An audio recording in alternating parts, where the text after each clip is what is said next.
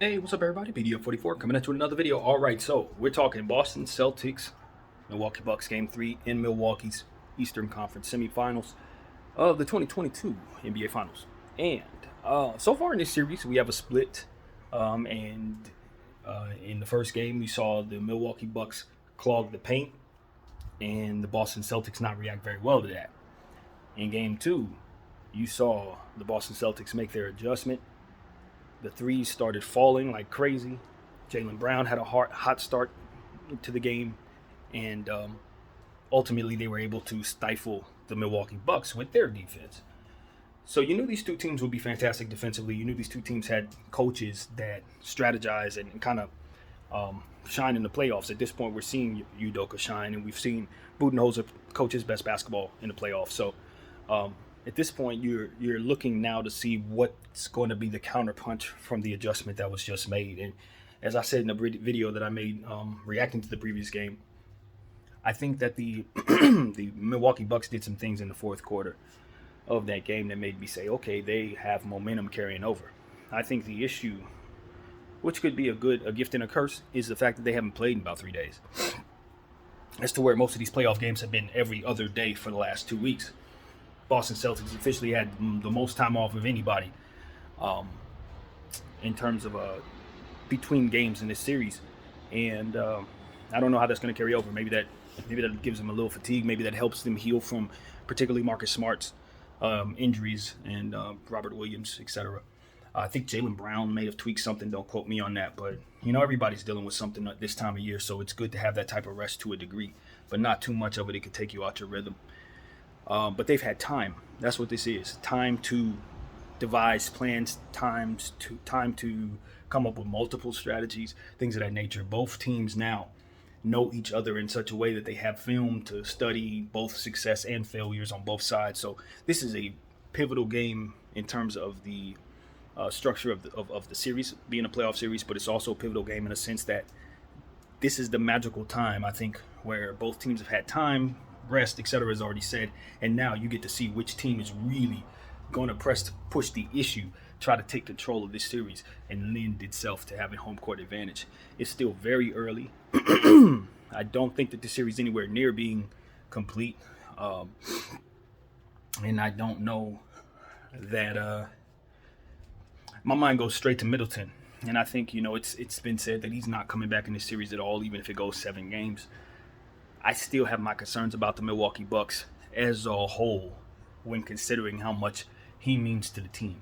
In the previous game, they did not get as much out of their bench as they normally have since Middleton went down, particularly Grayson Allen. He's been lighting it up.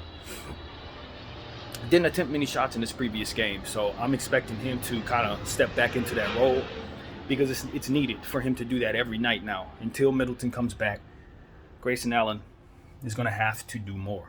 And I believe he can. He's shown us that his shooting percentage is not a fluke. It's the real deal. And he can play some defense, too. The dude is tough. He's a tough guy. So I expect for him to take that last performance and turn it into something much better tonight. So I'm keeping an eye on him, especially since Pat Connaughton hurt his elbow in the previous game. It was a pretty nasty injury where he got it interlocked with, I believe it was PJ Tucker. He did play through that injury, if I'm not mistaken.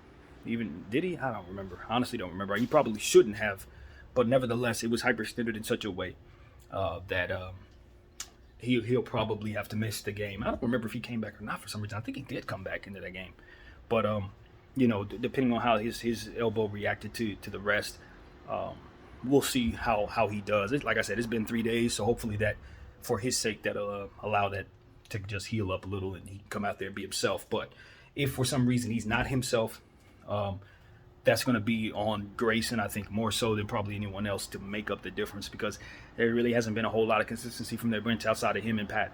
So, obviously they're going to call on some other people tonight. Carter is somebody they've been calling a lot. I wasn't familiar with Carter at all, but watching him, I know he's a defensive guy. He's going to hound you and play hard. So I'd imagine his number's going to be called more tonight. But all in all, I just look at the Boston Celtics situation. I say they really had success hitting the three ball in the last game, and I think that's where most of their offense came from. My concern is where they're going to get it from if those shots don't fall, and I don't know. And this is coming from a space of not really watching the team at all. I'm a Laker fan, so I don't watch the Boston Celtics, needless to say. But I don't know if I could trust Jaylen Brown to come out and get to a hot start. If that's what's required for me to win this series against a good defense, I don't know if I can bank on that happening 3 more times. Do I expect him to play well? Of course. But do I expect him to get off to that type of hot start that catches Milwaukee off guard, et cetera, et cetera? That's remains to be seen for me. I'm looking forward to learning about those 2 stars, him and Jayson Tatum, in a more close way at this stage. You watch them last year, I think they could be different players this year. That's what I'm saying, because stars ascend and they define themselves in the playoffs. So these guys have a lot of star power, talent, obviously, but they haven't had their best basketball in the playoffs just yet. We've yet to see them make a final. You know what I mean? That's what I'm saying. So I'm looking for Jaylen Brown and Jayson Tatum to bounce. I'm not going to say bounce back because they played well, but come into this game with the intention of carrying over that same offensive onslaught that they put up in that last game. He had 28, I believe, from Tatum, 30 from Brown. That is the type of production that the Celtics are going to need every night. We talk about their scoring droughts. We talk about everybody scoring droughts basically in the Eastern Conference. I just think that that's ultimately something that they're all dealing with. And, we'll see how that goes. I think Boston has it as bad as anybody, though, because they really do go on these long droughts where they don't do a whole lot offensively. So that's going to be key. Ball movement, more assists. You want to see more team ball movement from this team. Derek White, he's been a no-show in this series. Hasn't really looked like he's fit as well as he should on paper in theory. He's going to have to play better. He's got to take care of the basketball, take care of his assignments and all these different things that his responsibilities are. You're going to need him to hit some shots because he was an 0-4 in the last game. I don't believe that's going to cut it at all. I'm not going to say the Celtics need him to play well in order to win, but if he's not playing well, he's certainly taken away from them quite a bit. So that needs to happen. Al Horford needs credit. He's been playing excellent on the defensive end, filling in for Robert Williams when necessary, assisting him now that he's back. That front court is one of the best in the league right now. Him, Daniel Tice, and Robert Williams. They play defense. They help one another. They complement the team offensively in ways that doesn't take away from the stars, but does give them what they need. You just love what the Boston Celtics have there with their center position right now. Not crazy star power, but guys that you feel very confident can defend and rebound and stay healthy, which is what I like. Yeah, Robert Williams has his issues, but Al Horford has been durable. Daniel Tice is pretty reliable for the most part. Now, as far as Al Horford, he did have a foul that kind of hurt his shoulder a little bit, hurt his collar, I guess you could say. Somebody came down on it pretty good. It wasn't crazy. I don't even think they called it a flagrant, but I imagine that it was painful. So the time off, I'm sure, has allowed him to heal some, but I will be looking to see if there's anything to say about his status tonight as well. So as I have said before, I think injuries could potentially define what we're about to see going forward from these teams. A lot of this stuff is just going to fall into place based on who's available in some cases, I believe. So, fingers crossed for great health as usual. Let's see. Now, the Milwaukee Bucks, Bobby Portis has been playing great. They're going to need that to continue. Brook Lopez has been killing it defensively on the inside, clogging that paint. Keeping those guys out of foul trouble is essential for the Milwaukee Bucks. They really help Giannis defensively. They really help him just staying imposing defensively. Drew Holiday's been excellent on both sides of the floor as of late. He hasn't gotten enough credit for how he's been keeping things afloat without Middleton. He's held up his end of the bargain doing his job and keeping them a scary team, more or less. His excellent defense, coupled with the team defense and everybody else playing so well, really does make them one of the best, if not the best, defensive team. So I personally think the best defensive team is Boston, but they're kicking Boston's butt on that side of the ball. Holding Boston to what was it, 80-something points or whatever it was. But here's something that I've been thinking about in regards to this series that nobody's talking about. Giannis has not been efficient in this series for his standards. I think in the first game he was 8 for 20 something. In the last game, his percentage was not good as well. Don't look now, but the Boston Celtics are actually doing a good job against Giannis. Now, it doesn't look like they are based on how the team has been doing. They got a win and etc. But the last game, obviously, they got blown out. And Giannis was not very efficient. I think that could potentially actually be a thing. So, I don't know that. I'm not saying they're locking Giannis down, but I am saying is he's not looking his normal self against that Boston defense. And even though much has been said about how anemic their offense is, the Boston Celtics, their defense is doing a great job against Giannis. And he needs to break through that. He needs to flex on this Boston Celtics team to remind them that he is unguardable, to remind them that, to demoralize them in a way. I think psychologically he needs to flex. He's going off for 20-something games with big assists. Those things are wonderful. But he needs to still remain a scoring dominant player because they don't have that consistency from other players right now without Middleton. They do need to make up the scoring. And while he got away with it in the first game because Boston couldn't figure out what to do offensively, in the second game, Boston was able to let the ball fly. And because of it, they weren't scoring enough points to keep up. If you're going to force a team, and I said this in a previous video, and this is a real thing with the Boston Celtics. If your strategy is to force them to shoot threes, which it has been, they're clogging the heck out of the paint. You can shoot 50 threes if you want. That's a horrible strategy if you're only making twos. You see what I'm saying? And that's exactly what was happening. The Milwaukee Bucks' three shot wasn't falling. They didn't have Grayson hitting them 4 and 5 threes. They didn't have Brook Lopez hitting big threes, which needs to happen. Without Middleton, you're going to need to create threats for the areas that he occupies offensively. Those sweet spots that he occupies, they need to still be threats on the floor, scoring positions that are a threat for your team. Because you want to keep your team, your whole team honest. You don't want guys shooting out of their spots. You don't want guys being crunched to the side of the court in such a way because of the defense now being able to not have to account for certain spaces that otherwise were threats. So you want to see, the players that they use take advantage of some of the spots that otherwise Middleton took advantage of. Mid-range area, three-point shots. You want that to still be very much a threat against that defense. So, I'm looking at Giannis and saying he's a big part of that. It's going to be on him to score the ball, not necessarily taking jumpers, but just making sure that he does so, not overly facilitating, but still taking it to him, still hammering it, still doing his stuff, still working on what it is that he's developed, which is a good jump shooting package for himself. So I'm overly impressed with Giannis's production, his progression, his development as a player is one of the best things I've ever seen. Milwaukee dedicating their whole thing to him over the last 12 years, 10 years, however long it's been. And he has just done everything necessary to assist them with developing him into the biggest star he can be. And he's an NBA champion. If he doesn't do nothing else, he's already been a success for their team. It's already made in Hall of Fame, if you ask me. So I'm enamored with the great Giannis Antetokounmpo in general.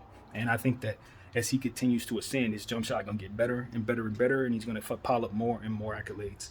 And I think championship rings too, depending on how the Bucks build, which seems to be very good thus far. They're all they're doing.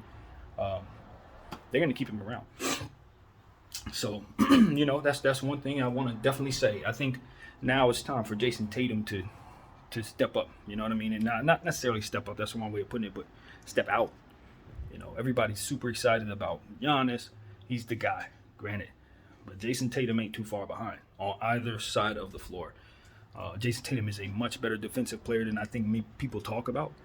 And, his length and his ability, his strength, his skill set and all these different things make him a hell of a threat in the same ways that Giannis is. And I don't think people realize that. He's not Giannis. That's a different level of athleticism. But when you talk about being long and being able to cover a lot of space, being able to block shots and do all kinds of great stuff in the open court. Yeah, Jayson Tatum's definitely dynamic in that way. So I don't expect him to think of himself as less than Giannis.